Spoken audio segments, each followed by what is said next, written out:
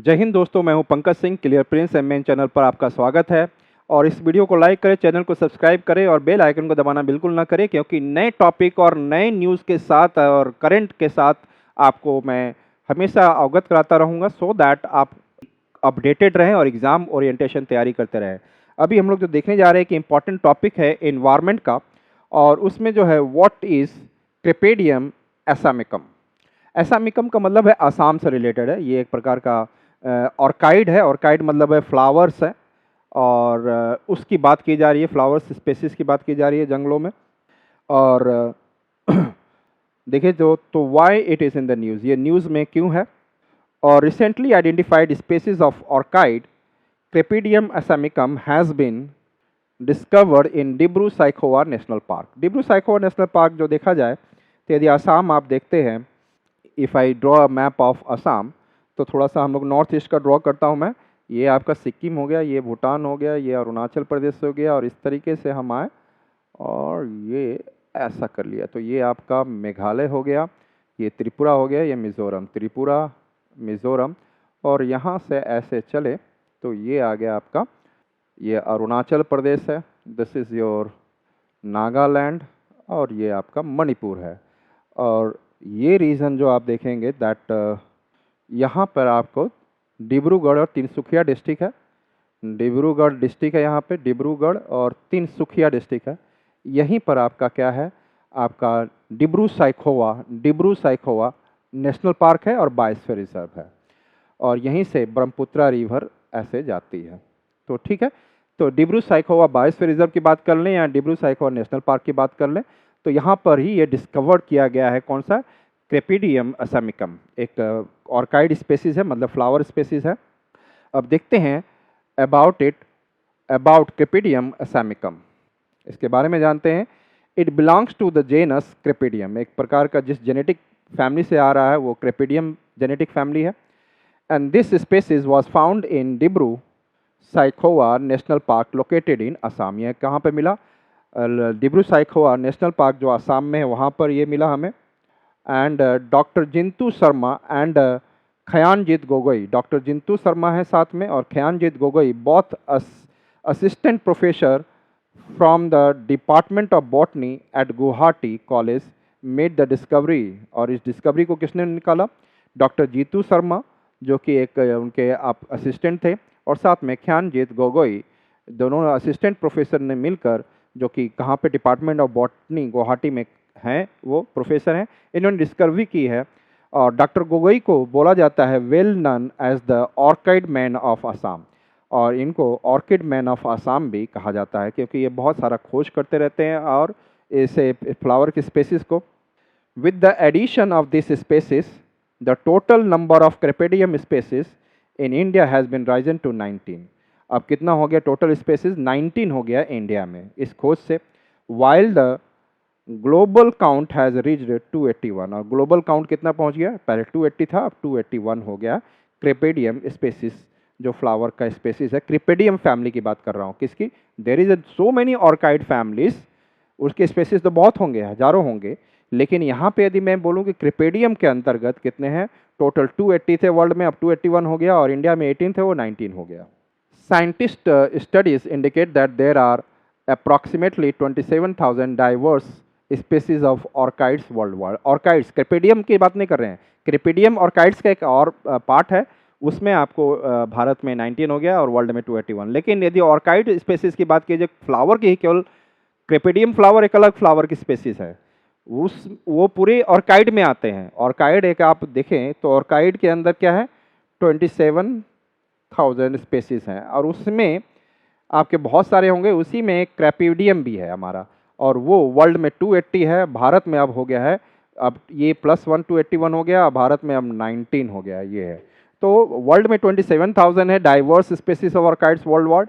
और यदि यही भारत वर्ल्ड में देखा जाए और यदि इंडिया में देखा जाए तो 1265 है। तो यहाँ पे with India hosting around 1265 species of orchids, and north east India accounting for about 800 of this. और नॉर्थ इंडिया देखा जाए तो इसमें क्या है, लगभग 800, नॉर्थ ईस्ट इंडिया में केवल 800 स्पेसीज है, टोटल भारत में देखा जाए तो 1265 स्पेसीज हैं। ठीक है। और आसाम में सोच सकते हो कि नॉर्थ ईस्ट इंडिया में कितना है, और आसाम में इस 800 में से देखा जाए तो Assam alone is home to around 414 orchid species. इतने ज़्यादा ऑर्काइड स्पेसीज केवल आसाम के रीजन में ही है। की facts about Dibru Saikhowa national park के बारे में थोड़ा सा की फैक्ट्स देखा जाए कि डिब्रू साइखोवा नेशनल पार्क के बारे में। पहला तो Dibru Saikhowa national park is also recognised as a biosphere reserve. ये भी आप जानते हैं कि इसको बायोस्फीयर रिजर्व भी कहा जाता है। Situated across the Dibrugarh and Tinsukia district, पहले समझा चुका हूँ आपको। The park is bordered by the Brahmaputra and Lohit river. यहाँ पे एक ब्रह्मपुत्रा रिवर एक तरफ से जा रही है, दूसरी तरफ से लेफ्ट साइड से लोहित रिवर आ रही है, तो यहाँ पे इसके द्वारा बॉर्डर है। And to the north and Dibru river to the south.